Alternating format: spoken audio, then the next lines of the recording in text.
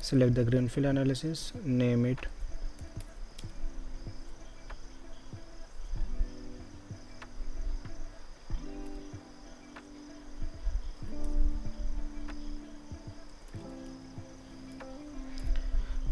then create a project. So it will create a blank project like this, and UI will look like this. So where we have the different tables. So we can start with some example. Let's select a Japan semiconductor and electronics example. We can see in the customer table we need to provide the information about the customer, the latitude, longitude of the customer, postal code if it is there. If there is no latitude and longitude available, you can use geocode true. So based on the location or addresses, it will find out the latitude and longitude. Then we have the existing sites. So we will see it like we have the column called as inclusion type as a consider. So in order to select multiple, like you can click on the column name by pressing the command or control, and you can bulk select. So what we are saying, we have the 4 sites, you can consider this 4 site as well. So this is a kind of brownfield analysis. If we have any factory, we can add that the product, the unit conversions, the period and the demand. So we need to provide all this information. Then some other settings include like what is my cost, distance unit, what is my cost unit, like this is a cost per pallet per kilometer, so this is my cost. Then what is my fixed cost of the facility that I will be opening, is it fixed or is it variable? So when we select the variable, it will depend on the volume that is shipping through it. So this way we are not restricting any capacity there. We can select fix if we want, and we can assign some specific square footage for it, and the fixed opening cost is there. Then again we have another option called as a location based cost. So if we don't know where this facility will be opening, but we have the in that specific country, we can provide in different areas what is my real estate cost. By default there are some benchmark, but you can modify using that just square value. So if it is true, then based on the location where it is opening, it is considering the dynamic real estate prices in different areas.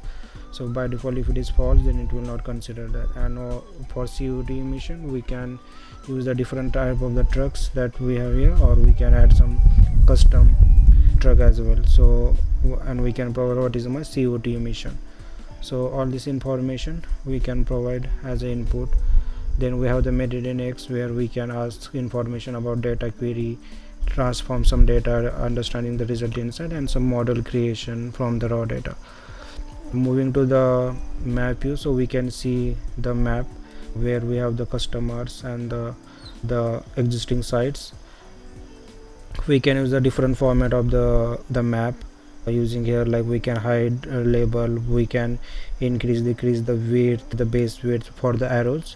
Then we can like change the lines, change the symbols of the color, like sites per customers, then the size as well as the color we can make them of equal size, like irrespective of the demand. So for this we can select this, so all the customers are of same size there. If we click there, we will get some information about that customer, latitude, longitude and the demand. So that's how we can visualize the structure. Then we can create a multiple scenario. So in order to create a scenarios, like on the top of the data that we created, we can create multiple scenarios with we can name it scenario 1, 10% more demand.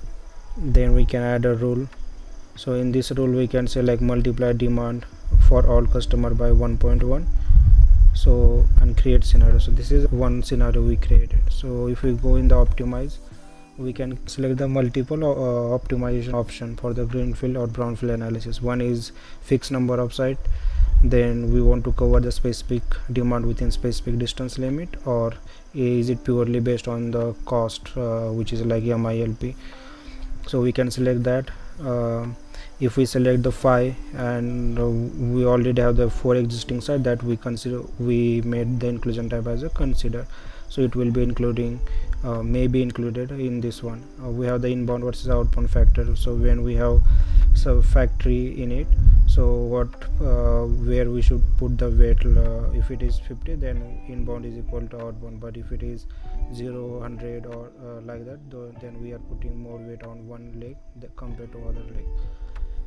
So this is how we can set up the different parameters. For demand coverage, we need to provide the distance and the demand coverage, and for total minimum cost we don't need to provide anything. It is based on the transportation cost and the facility opening and closing cost, it will identify where and how much site I should open. So for now let's keep 5.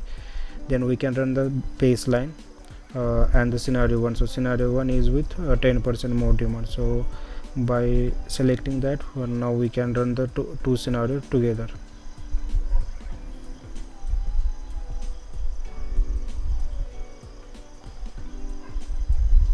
So here we can see both of the scenarios, like two scenarios have been run here. So baseline and the scenario 1. So we can see when we say 5 site to open in the baseline, it added one new site and it is using the 4 existing sites. So we can see it on map. We can use the different filters. We can hide the customer. We can hide the existing sites, and we can we are using the 4 existing sites. Then we have the lines on the map, and as we can see, we can change the color and all other information. We can do the filtering. So let's see where is this new site is located. So let's hide the existing site. So yeah, we can see the new site is located here. This is a one new site. So and that is one thing, and we can compare the things side by side. If we go in the map, we have option here, so we can compare the two different scenarios side by side like this. Then we have the tables where we have all the detailed information, like how the site location, which is the nearest city, what is latitude, longitude, how many customers are connected to it. Then all other information like the mean, max, distance, square footage, and all other information. Then we have the demand distributions, how many percentage of the demand we are fulfilling within specific range. Then same thing at a site level, distance level. Then we have the cost breakdown, the profitability by customer, product. Then assignment, which customer is assigned to which site, what is the distance, and all other flow. And same thing, we have the product flow, which is talking like which product is flowing from where to where. So we can see all the details required for the brownfield analysis here. Then we have some visualization where we can see the demand fulfillment by distance. So we can see within 0 to 100, 68% demand is fulfilled. Then within 285.3% demand is fulfilled. We have the profitability analysis here. So we can do that. For now we haven't added any selling price, that's why it's showing all negative. Then we can compare the different scenarios side by side for different KPIs that we can select it here.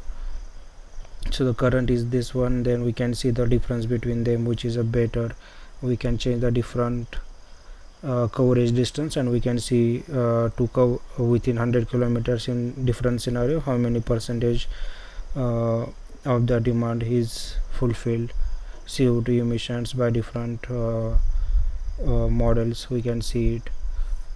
We can visualize that using the chart as well, like we can select the different costs, and we can see like as a bar chart or as a line chart, we can see it. We can add some labels to it, and after that we can generate the, like we can export all these examples. Also we can create a AI report where we can select the scenarios, and based on this it will generate the whole report that you can share with the stakeholders.